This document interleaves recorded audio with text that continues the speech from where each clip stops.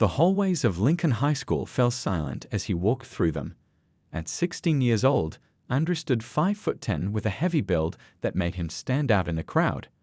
It was his third day at this new school, and already he could feel the stares burning into his back, hear the whispers trailing behind him.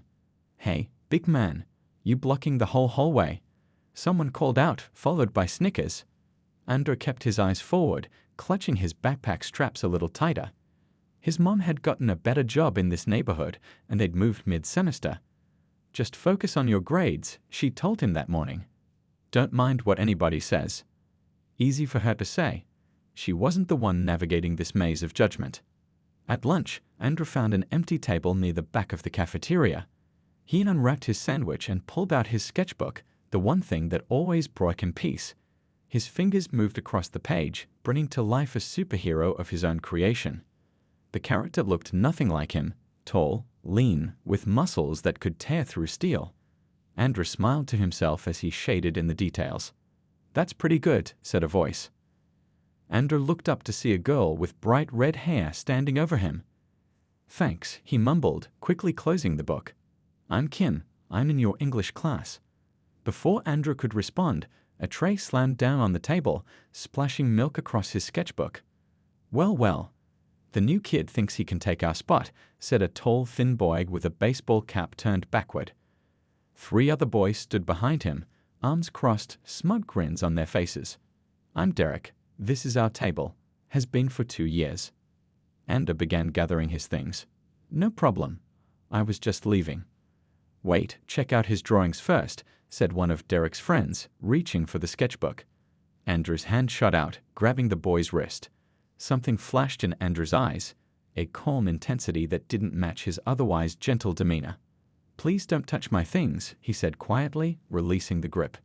The boy rubbed his wrist, surprised by the strength in Andrew's grip. "Whatever, man. Just move along." What nobody at Lincoln High knew was that Andrew had been training in mixed martial arts since he was 5 years old. His uncle Ray, a former championship fighter, had taken Andrew under his wing after seeing how other kids treated him. "People will always judge what they see," Uncle Ray had told him, "but you decide who you really are." For 11 years, Andrew had trained every day after school, learning discipline, control, and the art of combat. His size, which others mocked, gave him unexpected advantages in the ring. But he had promised his mother and uncle that he would never use these skills unless absolutely necessary. As Andrew walked away from the lunch table, the sound of Derek and his friends laughing behind him, he remembered his uncle's words. "True strength isn't about fighting. It's about knowing when not to fight." But as the days went on and Derek's crew found new ways to target him, knocking books from his hands, making loud comments about his weight, leaving notes on his desk, Andrew felt his resolve being tested. How long could he keep his promise? How long before they pushed him too far? Little did they know, the quiet, heavy boy they enjoyed tormenting could take all 5 of them down without breaking a sweat. But Andrew wasn't looking for trouble. He just wanted to make it through high school, drawing his superheroes and keeping his head down. For now, at least. 2 weeks had passed since Andrew started at Lincoln High. Each day seemed to follow the same pattern, keeping his head down, avoiding Derek and his friends, and finding quiet corners to work on his sketches. The art classroom became his sanctuary during lunch breaks. Most students preferred the cafeteria or courtyard, leaving the room peaceful and empty. Today, Andrew was working on a new character design when the door opened. "You've got real talent there," said a voice.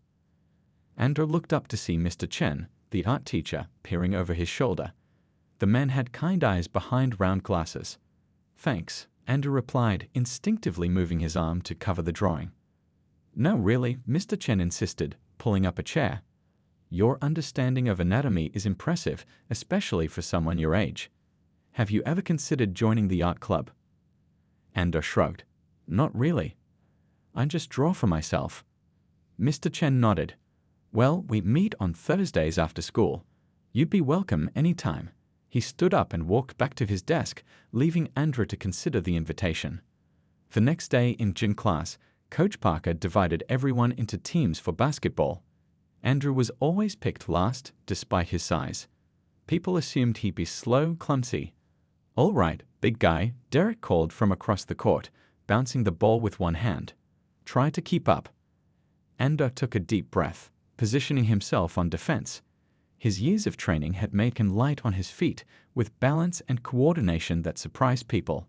When Derek tried to drive past him, Andrew shifted his weight perfectly, staying in front of him. Derek attempted a crossover, but Andrew anticipated the move, forced a turnover, and took the ball the other way. The gym fell silent as Andrew moved down the court with unexpected grace, finishing with a smooth layup. He turned to find 20 pairs of eyes staring at him in disbelief. Derek's face flushed red. Lucky move, he muttered, but everyone had seen it. The rest of the class, Andrew stayed in the background, deliberately missing shots and moving slower than he could. The damage was already done though. He had shown a glimpse of what he could do. After gym, Andrew hurried to his locker, hoping to avoid confrontation. He wasn't fast enough. "Hey, fatty," Derek called, surrounded by his friends. "Where'd you learn to move like that? Watching basketball videos while stuffing your face?" Andrew kept his eyes on his locker, arranging his books. "I'm talking to you." Derek stepped closer, knocking the books from Andrew's hands. "You think you're better than me now? Is that it?" Andrew slowly bent down to pick up his things. His uncle's voice echoed in his head. Breathe through the anger. It clouds judgment. "You scared?" Derek pushed. "You should be. This is my school." A small crowd had gathered now. Some looked uncomfortable, others excited at the prospect of a fight. "Leave him alone," came a voice from behind. It was Kim, the red-haired girl from English class. "What's wrong with you, Derek? Feel big picking on the new kid." Derek turned his attention to her. "Mind your own business unless you want trouble too." Andrew stood up, his full height now apparent. Though he remained quiet, something in his stance changed. A supple shift in weight, his hands loose at his sides, eyes focused. It was the same stance he took before sparring at his uncle's gym. "You know what?" Andrew finally spoke, his voice calm. "I don't want any problems. I'm just trying to get through the day like everyone else." For a moment, Derek seemed unsure how to respond to Andrew's calm.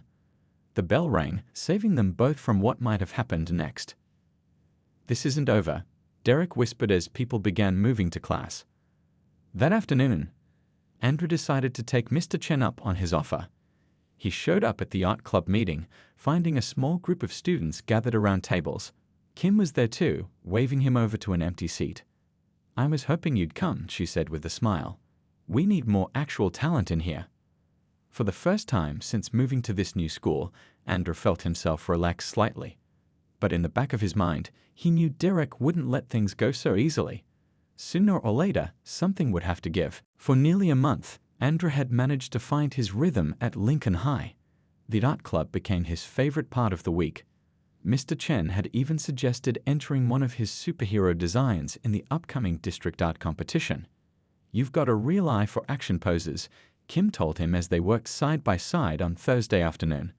"My characters always look like they're frozen stiff." Andrew smiled, showing her how to position the figure's weight. "My uncle taught me about balance. It's all about knowing where the power comes from." "Your uncle sounds cool," Kim said, attempting to copy his technique. "He is," Andrew replied, thinking about their training session scheduled for that evening. As they packed up their supplies, Mr. Chen approached with a flyer. "The gym's being used for a wrestling tournament tomorrow, so PE classes will be held outside on the track field." Andrew nodded, but his stomach tightened. The track field meant running, and running meant another chance for Derek to target him. The next day was unusually hot for spring. Coach Parker divided the class into groups for relay races, and sure enough, Andrew and Derek ended up on opposing teams. "Let's put Big Boy at the anchor position," Derek suggested loudly. "Give us a fighting chance since he'll need a 5-minute head start." Coach Parker frowned but didn't interfere. "Take your positions, everyone." The race began, with each team member sprinting their section before passing the baton. Andrew waited at the final position, watching his teammates run. When the baton finally reached him, his team was slightly behind. Taking the baton, Andrew exploded forward. Years of training had built his endurance and speed. His size concealed his athleticism, but now there was no hiding it. He crossed the finish line 3 seconds before Derek's teammate, leaving everyone staring. No way, someone whispered. Derek's face darkened as he watched Coach Parker pat Andrew on the back. After class, Andrew rushed to change, hoping to avoid confrontation. He was nearly to his next class when he heard footsteps behind him. "You think you're something special now?" Derek's voice echoed down the hall, making me look bad in front of everyone. Andrew kept walking. "Hey, I'm talking to you." Derek grabbed Andrew's backpack, yanking him backward. Andrew stumbled, then regained his balance, turning slowly to face Derek and three of his friends who had now surrounded him. "I just want to get to class," Andrew said quietly. "Too bad," Derek replied, shoving him against the lockers. The metal crashed loudly, drawing attention from students passing by. Most quickly hurried past, not wanting to get involved. "What's your deal anyway?" Derek pushed again. "Acting all quiet, then showing off when you think it matters?" Andrew felt his hands form fists at his sides.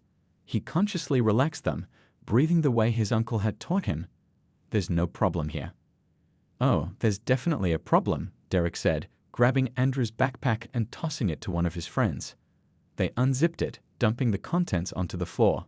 Books, pens, and Andrew's sketchbook scattered across the hallway. Andrew watched as his sketchbook fell into a puddle from someone's spilled drink. "Oops," Derek laughed. "Your little drawings are all wet now." One of Derek's friends picked up the soggy sketchbook, flipping through the pages. "Look at this garbage, superhero one-egg stuff." Something changed in Andrew's eyes as he watched the boy roughly handle his sketchbook.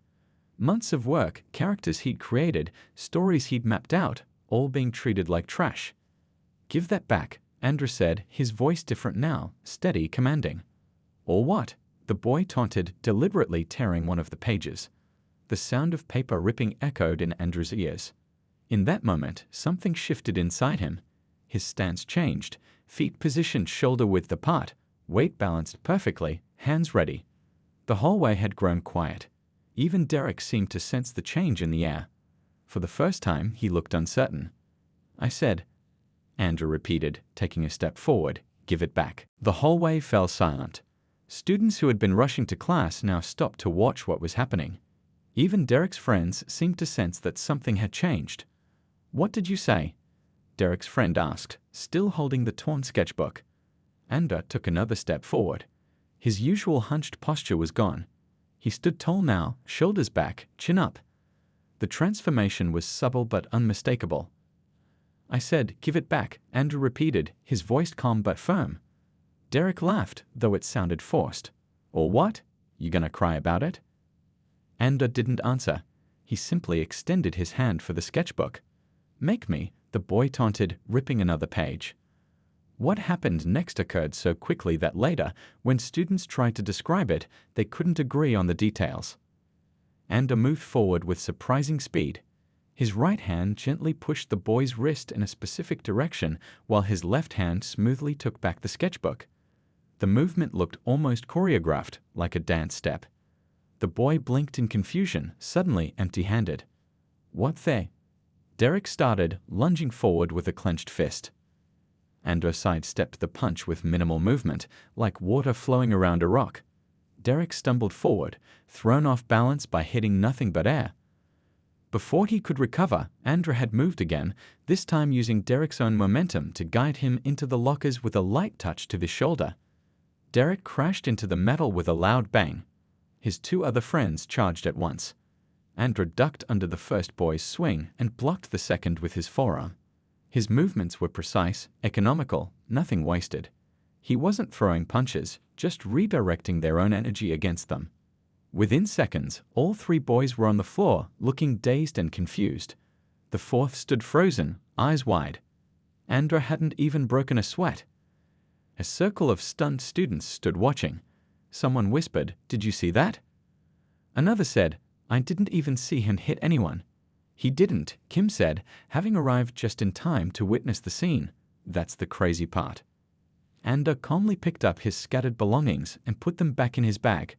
The torn sketchbook he held carefully, like something precious. Derek struggled to his feet, his face flushed with humiliation. "You're dead meat," he threatened, though he made no move to attack again. "No," Andrew said simply. "I'm not. And neither are you. This ends now." A teacher's voice called out from down the hall. "What's going on here?" Mr. Rivera, the history teacher, pushed through the crowd of students.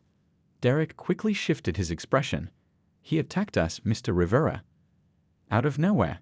We were just talking and he went crazy."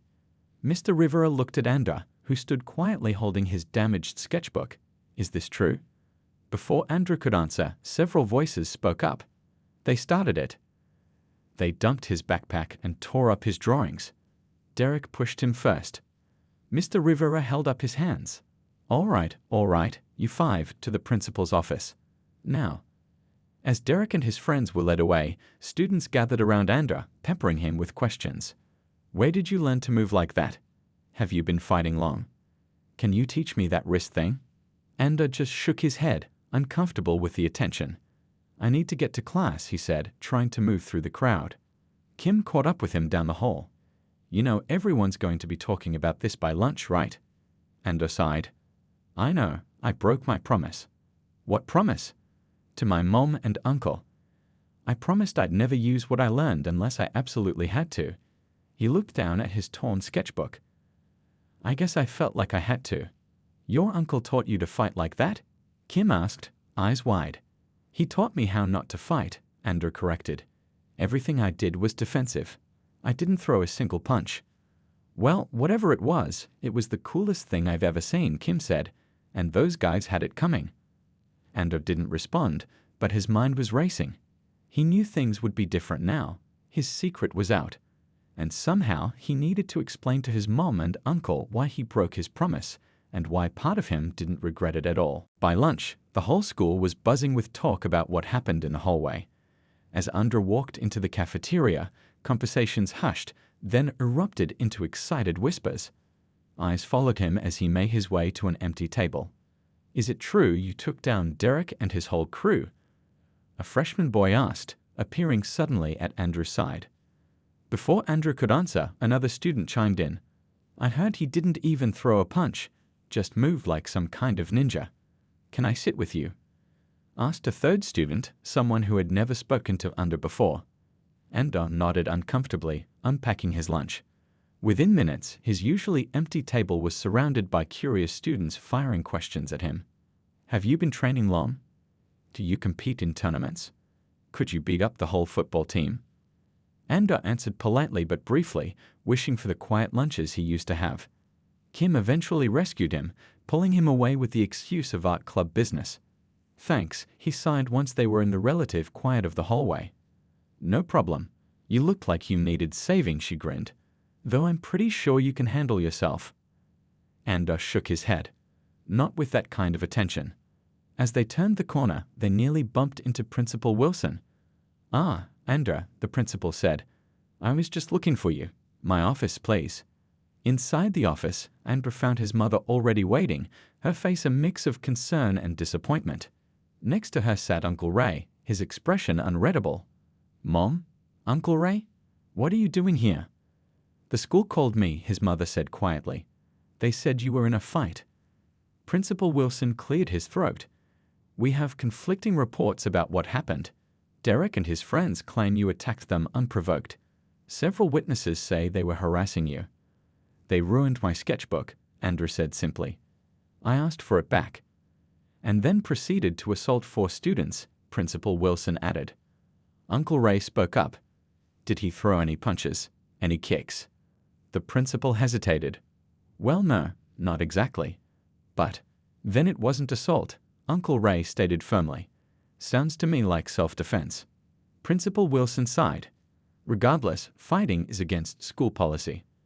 I'm suspending all 5 of you for 3 days." Andrew's mother began to protest, but Principal Wilson continued. "That's my final decision. You can return on Thursday." The drive home was silent until Uncle Ray finally spoke. "So you want to tell us what really happened?" Andrew explained everything. The weeks of harassment, the gym class incident, and finally, the sketchbook. "I'm sorry I broke my promise," he finished. "But when he tore my drawings..." His mother reached back from the front seat to squeeze his hand. "We're not mad that you defended yourself, honey. We're worried about what happens next." "What do you mean?" Uncle Ray turned to look at him. "You revealed your training." Now people will see you differently. Some will fear you. Others will want to test you. The second one's already happening, Andrew admitted, thinking of all the questions in the cafeteria. That's the burden of having power, Uncle Ray explained. You have to be even more careful how you use it. At home, Andrew spread out his damaged sketchbook on the kitchen table, carefully taping torn pages back together. His phone kept buzzing with messages from unfamiliar numbers, students who had somehow gotten his contact information. "Your uncle's right," his mother said, watching him work. "Things will be different now."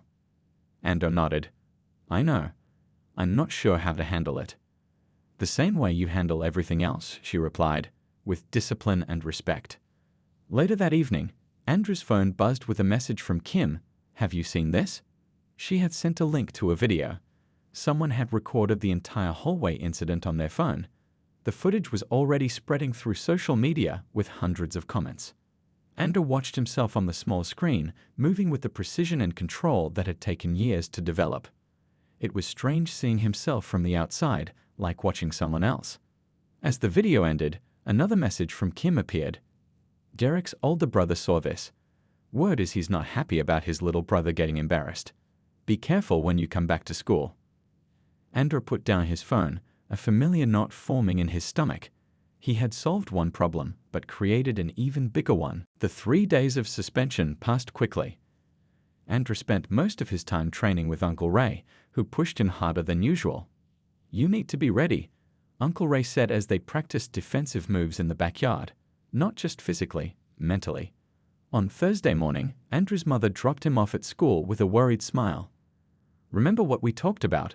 Walk away if you can." Andrew nodded, watching her drive off before turning to face the school building. He took a deep breath and walked through the front doors. The hallways parted like water as he moved through them. Some students smiled or nodded in greeting. Others stepped back, clearly intimidated. Andrew kept his eyes forward, ignoring the whispers that followed him. Kim was waiting by his locker. "Welcome back, famous guy," she said with a small smile. "That bad?" "Worse. That video hit 2 million views last night." She pulled out her phone to show him. "People are calling you the gentle giant. There are remixes with kung fu movie music." Andrew groaned. "Great." On the bright side, Derek and his friends are keeping their distance, Kim said, nodding down the hall where Derek stood watching them, his expression dark. The morning passed without incident. In classes, teachers treated Andrew normally, though he caught some of them looking at him with newfound curiosity. At lunch, he sat with Kim and a few other art club members, grateful for their company. It wasn't until the final bell rang that things changed. As Andrew left the building, a black pickup truck pulled up at the curb. A tall, muscular guy in his 20s stepped out. The family resemblance to Derek was unmistakable, the same sharp features, but harder, more defined. "That's Vince," Kim whispered beside him. "Derek's older brother. He was some big wrestling star here a few years back." Students began gathering in a loose circle, sensing something was about to happen. Derek emerged from a crowd, standing beside his brother with a smug grin. "So you're the kid who thinks he can push my brother around," Vince called out, walking toward Andrew. He was a head shorter but significantly broader, with the solid build of a collegiate wrestler. "I didn't push anyone around," Andrew replied calmly. Vince laughed. "That's not what the video shows. You embarrassed my family, and now you're going to pay for it."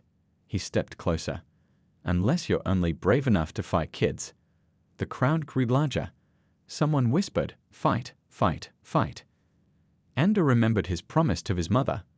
"I don't want any trouble." "Too late for that," Vince replied, cracking his knuckles. "I'll make this simple. You meet me at the old warehouse by the train tracks Saturday at noon. We settle this properly.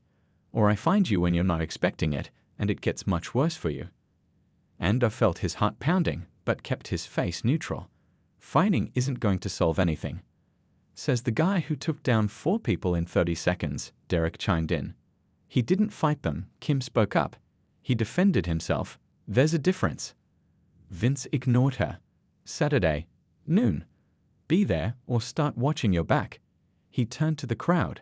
"Spread the word. Everyone's invited to watch this kid get what's coming to him." With that, he climbed back into his truck, Derek jumping into the passenger seat with a final glare at Andra. As they drove away, the crowd began to disperse, buzzing with excitement about the upcoming fight. "You're not actually going, are you?" Kim asked as they walked home. Andra didn't answer right away. He was thinking about Uncle Ray's lessons, about discipline and control. "I don't know," he finally admitted. "This isn't like school. Vince is a grown man. He competed at state level. He could really hurt you." Andra appreciated her concern, but something else bothered him. "If I don't show up, it doesn't end. He'll come after me anyway." "Then tell someone. Your uncle, the police, anyone." They reached the corner where they usually parted ways. Andrew adjusted his backpack, feeling the weight of the repaired sketchbook inside. "I need to think," he said. That night, Andrew couldn't sleep. He stared at his ceiling, replaying Vince's challenge over and over. Around midnight, he made a decision. He reached for his phone and sent a text to Uncle Ray, "Need your help. Something big happening Saturday." Within moments, his phone lit up with a response, "Tell me everything." Andrew began typing, explaining the situation. As he sent the final message, a weight lifted from his shoulders. He wasn't going to face this alone. And maybe, just maybe, there was a better way to handle it than fighting. Saturday arrived bright and clear. By 11:30, a crowd had gathered at the old warehouse by the train tracks. Word had spread quickly through social media, drawing students from Lincoln High and even neighboring schools. Vince was already there, shirtless and shadowboxing to impress the crowd. Derek stood nearby, soaking in his brother's reflected glory. "You think he'll actually show?" someone asked. "He'd better," Vince replied loudly. "Unless he's smarter than he looks." At exactly noon, a dust cloud appeared on the dirt road leading to the warehouse. Two vehicles approached, a beaten-up pickup truck and a small sedan behind it. The truck parked, and Andrew stepped out.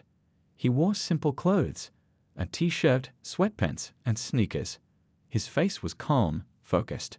The crowd grew quiet as he walked forward. From the sedan emerged Uncle Ray. At 45, he still moved with the grace of a much younger man. A few gasps rippled through the crowd as some recognized him. "That's Ray Thompson," someone whispered.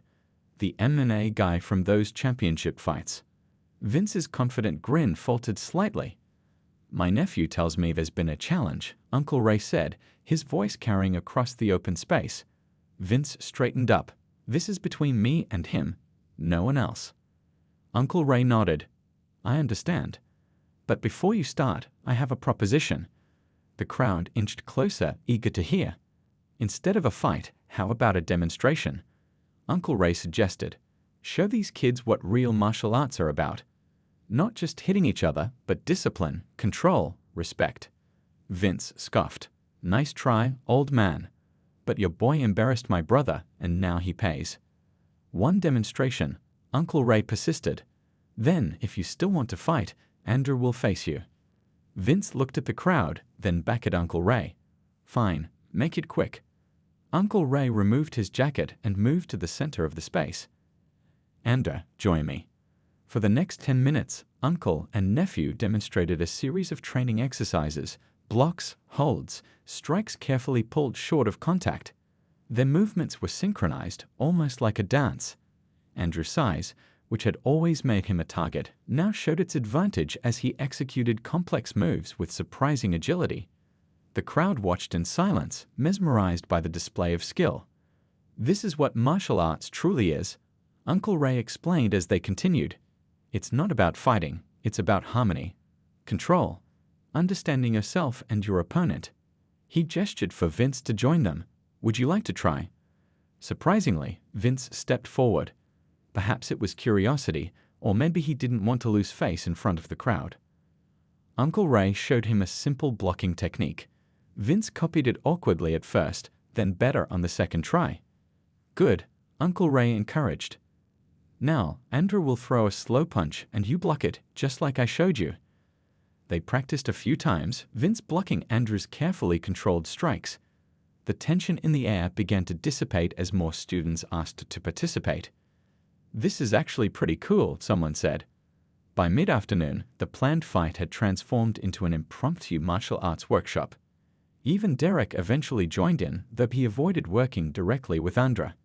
As the sun began to set, the crowd slowly dispersed. Vince approached Andrew as he packed up. "Your uncle's something else," he admitted grudgingly. "Where'd he learn all this?" "He studied all over," Andrew replied. "He says every style has something to teach." Vince nodded. "Look, about the fight." He hesitated. "I still think you embarrassed my brother, but maybe there's better ways to handle it." It wasn't exactly an apology, but Andrew accepted it with a nod. The following Monday at school, things were different. The whispers continued, but they had changed tone. Instead of, "Did you see him fight?" students were asking, "Do you think he'd teach me that move?" At lunch, Andrew sat with Kim and several other students, including a few who had attended the warehouse demonstration. "So, is this going to be a regular thing?" Kim asked. "The martial arts lessons?" Andrew looked thoughtful. "Uncle Ray suggested starting a proper club. He said he'd volunteer to teach if the school approves." "You should do it," Kim encouraged. "You could help a lot of people."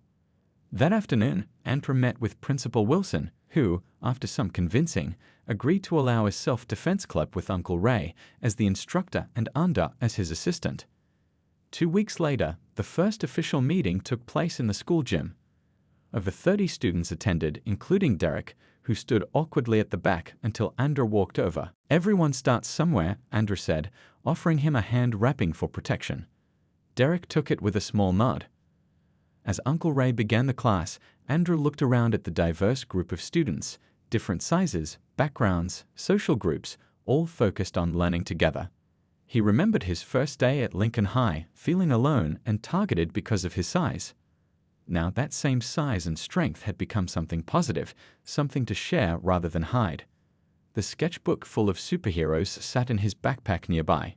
Somehow, without a cape or special powers, he had become something of a hero himself.